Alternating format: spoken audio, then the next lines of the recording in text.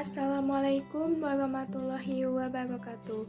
Kami dari kelompok 10 kelas Sumber Daya Alam E, Fakultas Hukum Universitas Muhammadiyah Yogyakarta akan menyampaikan materi terkait konservasi sumber daya alam hayati. Kita akan membahas apa sih itu konservasi. Nah, konservasi sendiri itu berasal dari kata conservation, con, together, and reserve, keep ourselves, yang memiliki pengertian mengenai upaya memelihara apa yang kita punya, keep ourselves what you have, namun secara bijaksana, atau with us.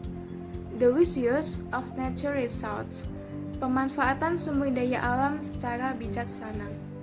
Di dalam Undang-Undang Nomor 5 Tahun 1990 pada pasal 1 ayat 2 menjelaskan bahwa konservasi sumber daya alam adalah pengelolaan sumber daya alam hayati yang pemanfaatannya dilakukan secara bijaksana untuk menjamin kesinambungan persediaannya dengan tetap memelihara dan meningkatkan kualitas keanekaragaman dan nilainya. Di Indonesia sendiri, konservasi itu dilaksanakan secara lintas sektor dan lintas aktor. Nah, ini bisa baik dari pemerintah atau masyarakat seperti masyarakat umum, swadaya, lembaga swadaya masyarakat, hingga perguruan tinggi dan pihak-pihak lainnya. Tujuan diadakannya konservasi ini adalah untuk terwujudnya kelestarian sumber daya alam hayati serta keseimbangan ekosistemnya sehingga dapat lebih mendukung upaya peningkatan kesejahteraan dan mutu kehidupan manusia. Kegiatan ini diupayakan dengan pelestarian kemampuan dan pemanfaatan sumber daya alam hayati dan ekosistemnya secara serasi dan seimbang. Yang pertama ada kegiatan 1. Perlindungan Sistem Penyangga Kehidupan atau PSPK. Terdiri dari A. Penetapan wilayah PSPK, B. Penetapan pola dasar pembinaan program PSPK, C. Pengaturan cara pemanfaatan wilayah PSPK, D. Penertiban penggunaan dan pengelolaan tanah dalam wilayah PSPK, dan E. Penertiban maksimal pengusahaan di perairan dalam wilayah PSPK. Yang kedua ada pengawetan. Pengawetan keanekaragaman jenis tumbuhan dan satwa beserta ekosistemnya. Terdiri dari A. Pengawetan keanekaragaman tumbuhan dan satwa beserta ekosistemnya, B. Pengawetan jenis tumbuhan dan satwa konservasi in situ dan ex situ. Yang ketiga, ada pemanfaatan secara lestari sumber daya alam hayati dan ekosistemnya. Terdiri dari A. Pemanfaatan kondisi lingkungan kawasan pelestarian alam, dan B. Pemanfaatan jenis tumbuhan dan satwa liar. Yang kedua ada kawasan. Kawasan pelestarian alam adalah kawasan dengan ciri khas tertentu, baik di darat maupun di perairan yang mempunyai fungsi perlindungan sistem penyangga kehidupan, pengawetan keanekaragaman jenis tumbuhan dan satwa, serta pemanfaatan secara lestari sumber daya alam hayati dan ekosistemnya. Dalam kegiatan pengawetan jenis tumbuhan dan satwa dapat dilaksanakan di dalam kawasan atau konservasi in situ ataupun di luar kawasan atau konservasi ex situ. Ketiga bentuk. 1. In situ. Konservasi in situ adalah konservasi flora, fauna, dan ekosistem yang dilakukan di dalam habitat aslinya atau di dalam kawasan agar tetap utuh dan segala proses kehidupan yang terjadi berjalan secara alami. Tujuan konservasi in situ yaitu menjaga keutuhan dan keaslian jenis tumbuhan dan satwa beserta ekosistemnya secara alami melalui proses evolusinya. Yang kedua, ex situ. Konservasi ex situ atau di luar kawasan adalah upaya konservasi yang dilakukan dengan menjaga dan mengembangbiakan jenis tumbuhan dan satwa di luar habitat alaminya dengan cara pengumpulan jenis, pemeliharaan, dan budidaya atau penangkaran.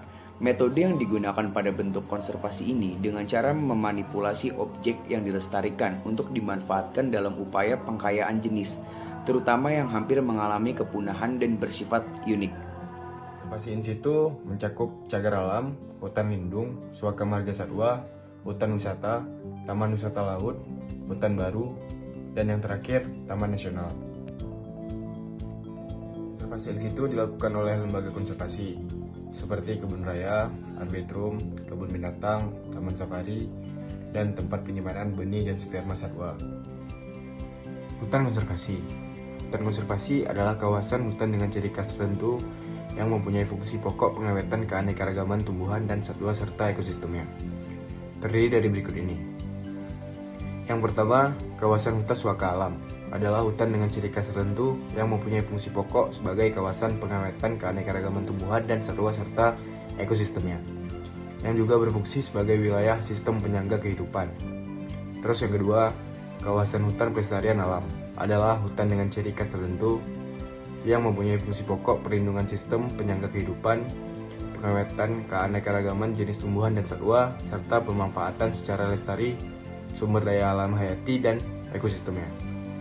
Terus ada taman buru, adalah kawasan hutan yang ditetapkan sebagai tempat wisata berburu.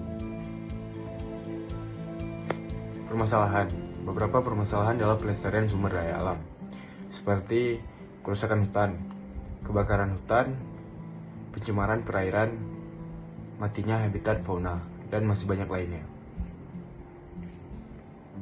Baik, di sini saya akan menjelaskan bagaimana kebijakan dalam melestarikan sumber daya alam. Yang pertama, melestarikan tumbuhan.